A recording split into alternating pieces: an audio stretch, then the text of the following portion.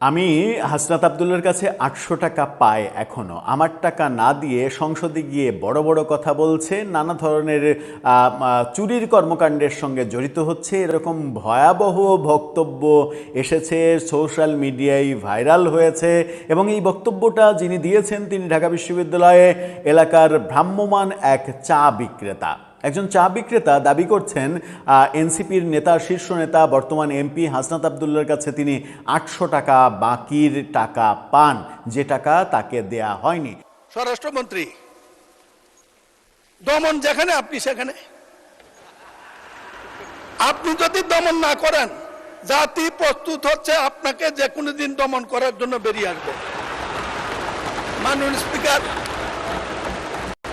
আমি যেদিন দাঁড়াই সেদিনে আপনি চেয়ারে থাকেন। আমার একটু সীমাবদ্ধতা আছে, আপনার সাথে বিতর্ক করতে পারি না। আমি বলছিলাম সময় যখন দেবেন, ইচ্ছা করে কিছু কথা বলার জন্য দিয়ে।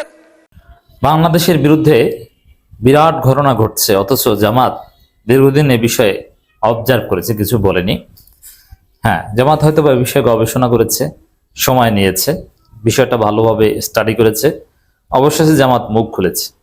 শুধু মুখ খুলেছে তা না, জামাত তার জোটকে সাথে নিয়ে রাজপথে নামার সিদ্ধান্ত নিয়েছে।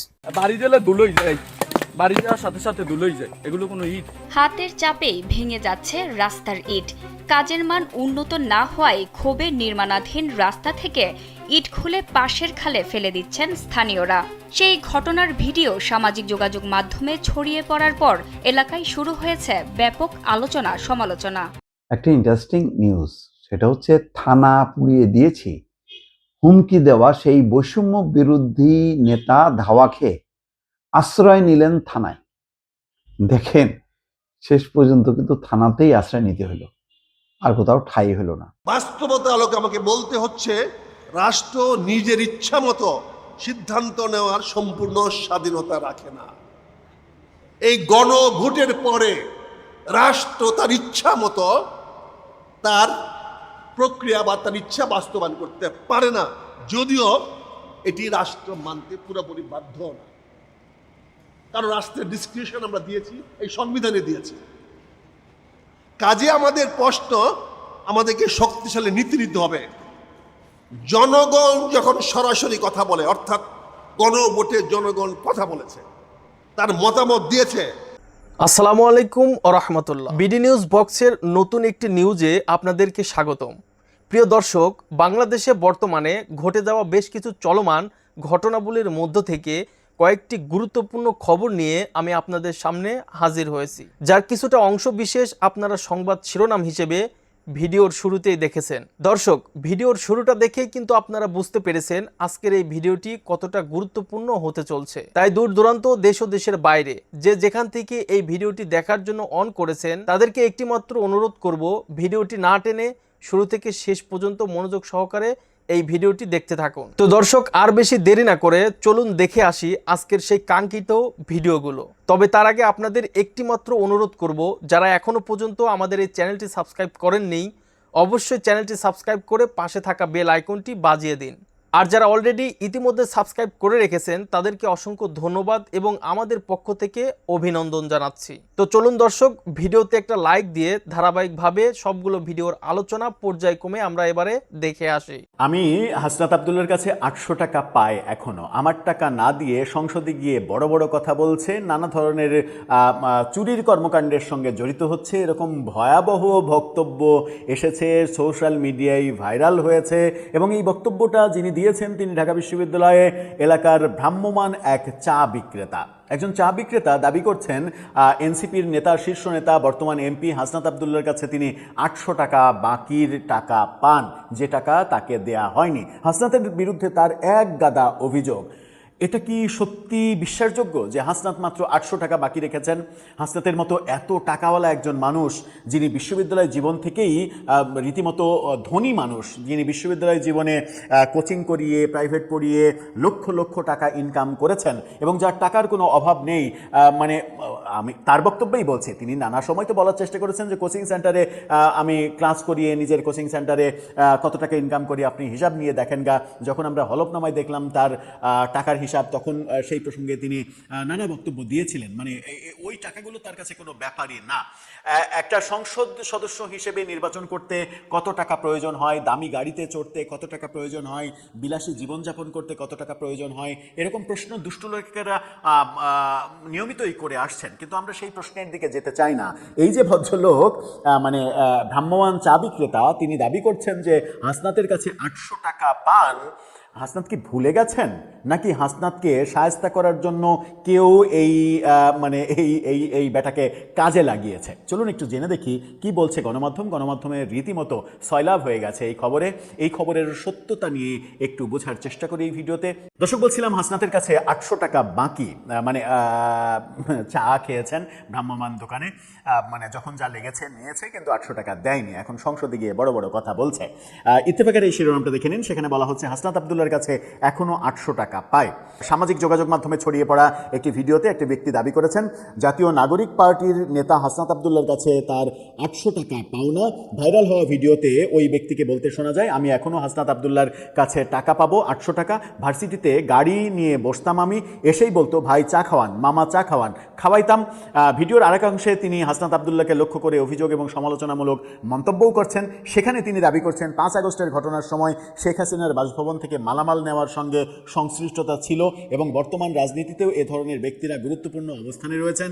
তার ভাষ্য, সেই চোরের ঘরের চোর 5 আগস্টে শেখ হাসিনার বাড়ি থেকে বস্তা নিয়ে যায়, ওই চোরের ঘরের চোরে সংসদে বড় বড় কথা বলে। চোর তো সংসদেই বসে আছে, পবিত্র জায়গাকে অপবিত্র করছে। তবে ভিডিওতে উত্থাপিত অভিযোগগুলোর পক্ষে কোনো প্রমাণ উপস্থাপন করতে তিনি পারেননি কিংবা করেননি। এছাড়া হাসনাত আব্দুল্লাহ বা তার পক্ষ থেকে এ বিষয়ে কোনো আনুষ্ঠানিক প্রতিক্রিয়াও পাওয়া যায়নি। সামাজিক যোগাযোগ মাধ্যমে ভিডিওটি ব্যাপকভাবে ছড়িয়ে পড়লেও এই বক্তব্যের সত্যতা স্বাধীনভাবে যাচাইও করতে পারেনি ইত্তেফাক। খুবই নিরপেক্ষ সাংবাদিকতা করেছে ইত্তেফাক। আমাদের বক্তব্য ওই মানে নিরপেক্ষ অবস্থান থেকেই বলতে চাই যে সকল শব্দ এবং বাক্য এই ব্যক্তি ব্যবহার করেছেন, সেই বাক্য এবং শব্দ ব্যবহারে এটুকু স্পষ্ট যে হাসনাতের উপরে প্রচণ্ড ক্ষিপ্ত তিনি, কিংবা নানাভাবে তিনি প্রভাবিত হতে পারেন। এখন 800 টাকা পাবেন এটা সত্য হতে পারে, হাসনাত ভুলে যেতে পারেন। ছাত্রজীবনে তো অনেক কিছুই ঘটে। এখন ছাত্রজীবনের মানে শেষ বেলায় এসে হুট করেই নেতা হয়ে গেছেন, এমপি হয়ে গেছেন, হয়তো অতীতের কথা ভুলে গেছেন। হাসনাতকে একটা ফোন করে বললে হয়তো 800 টাকার জায়গায় তিনি 8000 টাকা পাঠিয়ে দিতে পারতেন, তাতে এই অভিযোগ তার থাকতো না। কিন্তু এই যে শেখ হাসিনার গণভবন থেকে মালামাল চুরি করা, চোরের ঘরের চোর, সংসদে গিয়ে বড় বড় কথা বলা, এই কথাগুলো একটু বেশি অসম্মানজনক। এই অসম্মানজনক কথাগুলো যখন জুলাই যোদ্ধা কিংবা সমন্বয়ক কিংবা এনসিপি নেতাদের বেলাতে আসবে, তখনই কিন্তু প্রশ্ন জাগবে যে জুলাই যোদ্ধারা সঠিক পথে ছিলেন কিনা, সঠিক পদক্ষেপ নিতে পেরেছেন কিনা, যাতে করে তাদের সমালোচনা হবে না, এই কর্মকাণ্ডের ব্যাপারে তারা মনোযোগী ছিলেন কিনা, নাকি এক ধরনের ডন কেয়ার ভাব তাদের মধ্যে ছিল বলে একজন সামান্য চা বিক্রেতা আজকে এই কথা বলতে সাহস করছেন কিংবা বলছেন। অবশ্য বাকস্বাধীনতা তো তারাই চান, বাকস্বাধীনতা তো থাকতে হবে, সুতরাং তার এই বলার অধিকার রয়েছে। 800 টাকার বিষয়, মানে হয়তো হাসনাতের কাছে 800 টাকা কোনো টাকা না, কিন্তু ওই চা বিক্রেতার কাছে 800 টাকা মানে অন্তত সে সময় যদি 5 টাকা কাপ ফুটপাতে চা বিক্রি করে থাকেন, তাহলে প্রায় 150 কাপ চায়ের দাম। তো 150 কাপ চা একজন ব্যক্তি মানে দিনের বেলা কত কাপ চা বিক্রি করতে পারেন একজন ভ্রাম্যমাণ দোকানি, সেই ব্যাপারটাই তো একটা গুরুত্বপূর্ণ ব্যাপার। দর্শক, আপনার কাছে কি মনে হয়? আপনার মতামত জানিয়ে লিখতে পারেন আমাদের কমেন্ট বক্সে। একটা ইন্টারেস্টিং নিউজ, সেটা হচ্ছে থানা পুড়িয়ে দিয়েছি, হুমকি দেওয়া সেই বৈষম্য বিরোধী নেতা ধাওয়া খেয়ে আশ্রয় নিলেন থানায়। দেখেন, শেষ পর্যন্ত কিন্তু থানাতেই আশ্রয় নিতে হলো, আর কোথাও ঠাঁই হলো না। ওই সময় 5ই আগস্টের ঘটনার একটা ক্ষোভ বহিঃপ্রকাশ করছে, ওই সময় পুলিশ যেভাবে আচরণ করছে, ঠিক আছে, কিন্তু এর বাইরেও উদ্দেশ্যমূলকভাবে পুরো সারা বাংলাদেশে যে ঘটনা রাজধানীতে ঘটেছে, আরো কোথাও কোথাও ঘটেছে, সব জায়গায় ঘটেনি, কিন্তু এই সুযোগ পেয়ে অনেকে থানাগুলোকে অকার্যকর করে দিছে চান্স পেয়ে, এবং তার উদ্দেশ্য ছিল অস্ত্র লুটপাট করা এবং নৈরাজ্য তৈরি করা সারা দেশে, এবং অপরাধকে সংগঠিত করা, যাতে থানা প্রশাসন পুলিশের কোনো ভূমিকা না থাকে। এবং হয়েছেও তাই। আইন শৃঙ্খলা পরিস্থিতি তো গত 18 মাস কেন এখনো পর্যন্ত সেই অবস্থা দাঁড়ায়নি। এবং আন্দোলনের সুযোগ নিয়ে যেমন ঢাকাতে লুটপাট হয়েছে না, লুটপাট হয়েছে, তার যেমন দেখেন 32 নম্বরে ইট খুলে খুলে রড কেটে কেটে নিয়ে গেছে। এগুলি কি বৈষম্য বিরোধী? এটা কি আন্দোলন, না এটা লুটপাট? এবং ইউনূস সরকার এগুলিকে প্রশ্রয় দিছে, তার রাগ ক্ষোভ জেদ এগুলি মিটাইছে আর কি। এখন ওনারও দেখেন অবস্থা কি, উনি দায়িত্ব নেওয়ার আগে শেখ হাসিনার আমলে যত জনপ্রিয়তা ছিল, আমরা যেভাবে ওনার পক্ষে বলতাম এখন বলতে পারি না, সঙ্গত কারণে। কারণ ওনার যে ক্ষমতা, ওনার যে ক্ষমতায় থাকার এই 18 মাসের মধ্যে 18টা লাইসেন্স নেওয়ার এই সমস্ত কর্মকাণ্ড যখন বের হয়ে আসছে, ওনার প্রতি আর কিন্তু শ্রদ্ধা সম্মান থাকছে না। যাই হোক, মানে ধান ভানতে গিয়ে শিবের গীত গিয়ে লাভ নেই, এখন আসল ঘটনায় আসে। এই যে দেখেন, এই মাহাদি হাসান, বৈষম্য বিরোধী ছাত্র আন্দোলনের সদস্য সচিব মাহাদি হাসান, সে এইরকম কথাই বলছিল এবং এটা বেশ আলোচনায় আসছিল, পরে তাকে ছেড়েও দেওয়া হয়েছিল। আজকে আর একটা স্ট্যাটাসকে, ফেসবুকে স্ট্যাটাসকে কেন্দ্র করে ছাত্র দলের কর্মীরা তাকে ধাওয়া দিছে। পরিস্থিতি বেগতিক দেখে তিনি হবিগঞ্জ সদর থানায় গিয়ে আশ্রয় নেন। বুধবার দুপুরে শহরের বৃন্দ্রাবন সরকারি কলেজের সামনে এই ঘটনা ঘটে। তো ওই যেই থানা পুরাই দেওয়া হইলো, সেই থানায় যে তাকে আশ্রয় নিতে হলো, পুলিশ তাকে আশ্রয় দিল, পুলিশ তার দায়িত্বটা কিন্তু পালন করলো।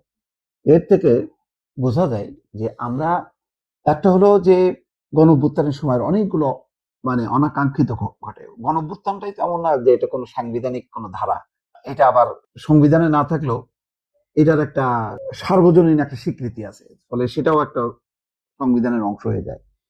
কিন্তু লুটপাট, উদ্দেশ্যমূলক যে ঘটনাগুলো ঘটানো হয়েছে, আজকে দেখেন তারা অনেকে এখন কিন্তু নাই। তারা পরবর্তী সময় থানাকে হুমকি দিছে, থানাকে কবজা করছে, থানাকে ব্যবহার করে জমি দখল, মানে চাঁদা বাণিজ্য, নানা রকম কর্মকাণ্ড করছে।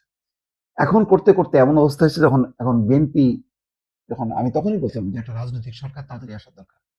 আসলে কিন্তু এই যে মাতব্বরগুলি যেগুলি গজাইছিল 5ই আগস্টকে কেন্দ্র করে, তার সুযোগ নেই। গণঅভ্যুত্থানের ব্যাপারে জনগণের একটা নির্মল আকাঙ্ক্ষা বা ভালোবাসা, ওটাকে যারা ব্যক্তিগত ক্ষমতা, ব্যক্তিগত সুবিধা নেওয়ার হাতিয়ারে পরিণত করছে, তাদের কিন্তু দিন শেষ হয়ে যেত যদি আরো আগে নির্বাচনটা হতো। তো সেটা তো ইউনূস সাহেব মানে চালাকি করতে করতে পরে দেখছে যে না, সামাল দেওয়া যাবে না, পরে সারেন্ডার করছে বিএনপির কাছে, তখন নির্বাচনটা হয়েছে।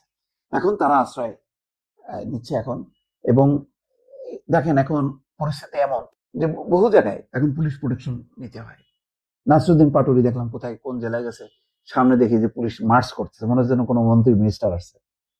পুলিশের প্রোটেকশন, ইউনূসের সময়ও কিন্তু তাদের মানে পুলিশের প্রোটেকশন ছিল। দেখছেন না গোপালগঞ্জে যে ওখানে মানে বিশেষ তারা ঘোষণা দেবে বলে গেছে, পরে ক্যানোপি, ওই যে আর্মির ট্যাঙ্কের মধ্যে ঢুকে যে তাদেরকে জায়গা ছাড়তে হয়েছে। আস্তে আস্তে তাদের দিন কিন্তু ফুরায় আসতেছে, কমে আসতেছে। কারণ কি, তারা আন্দোলনটা ছিল সঠিক, কিন্তু আন্দোলনের আকাঙ্ক্ষাটা তারা বাস্তবায়ন করতে গেল ভিন্নভাবে। তখন দেখা গেল যে না, এটা তো আসলে বিভিন্ন এজেন্ট, তারা তো অরিজিনাল, তাদের মধ্যে কিচ্ছু নাই, ফাঁপা বেলুন।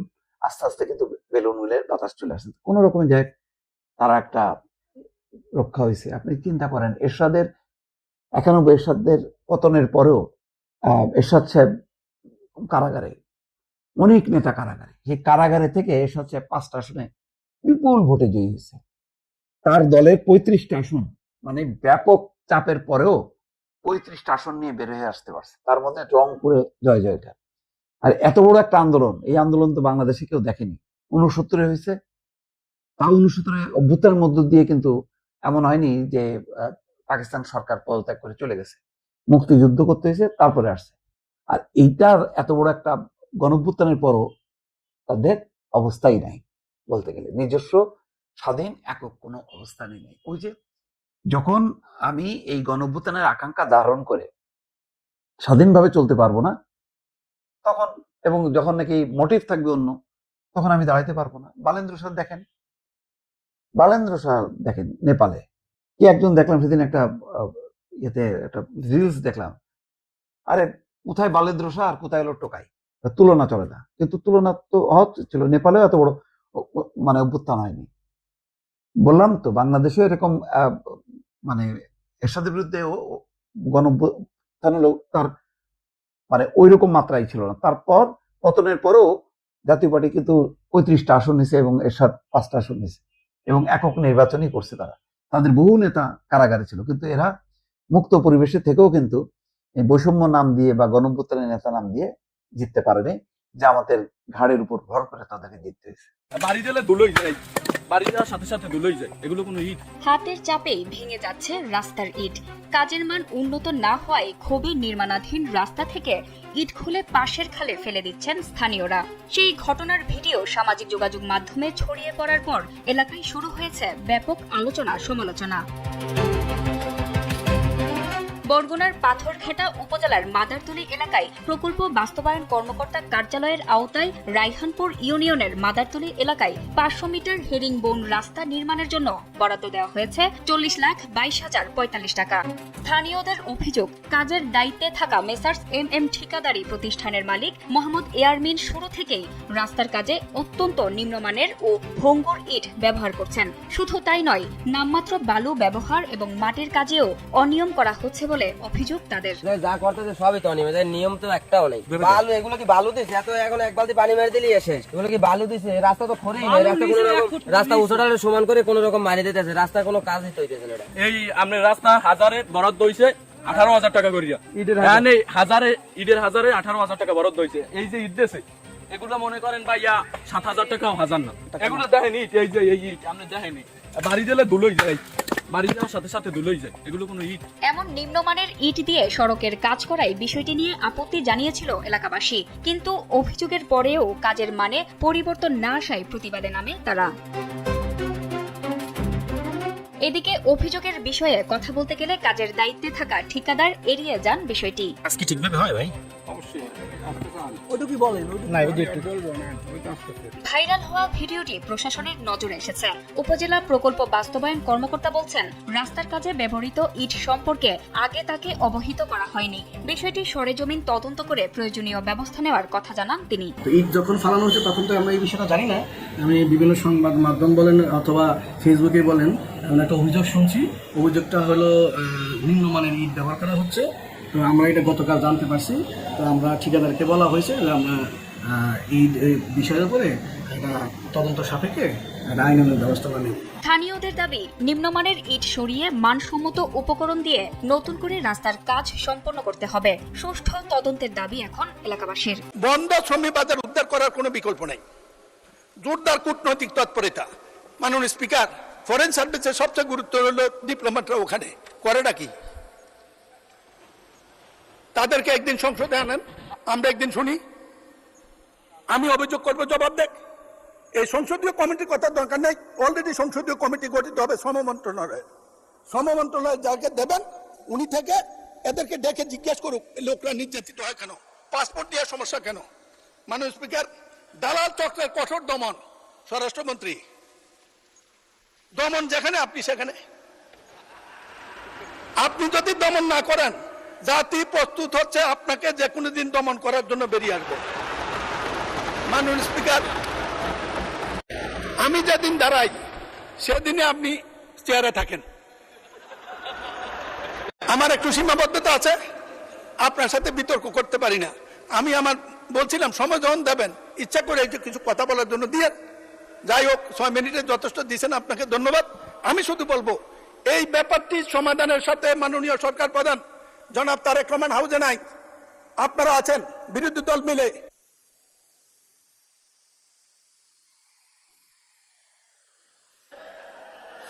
আরেক মিনিট, যদি আমাদের ইজ্জত, 24-এর ইজ্জত, মুক্তিযুদ্ধের ইজ্জত, দেশের ইজ্জত, বিদেশি ডলার ইনকামকারীদের ইজ্জত, এই রিমাইন্ডার যোদ্ধাদের ইজ্জত, জাতির ইজ্জত রক্ষা করতে চান, একটি কাজে করেন, যে কোনো কারণে হোক এদের উপর নির্যাতনকারী ম্যানপাওয়ার ব্যবসায়ী এবং বিদেশি দালাল, তাদের বিরুদ্ধে কঠোর ব্যবস্থা নেন, তাদের মুক্তি দেন। ধন্যবাদ মাননীয় স্পিকার।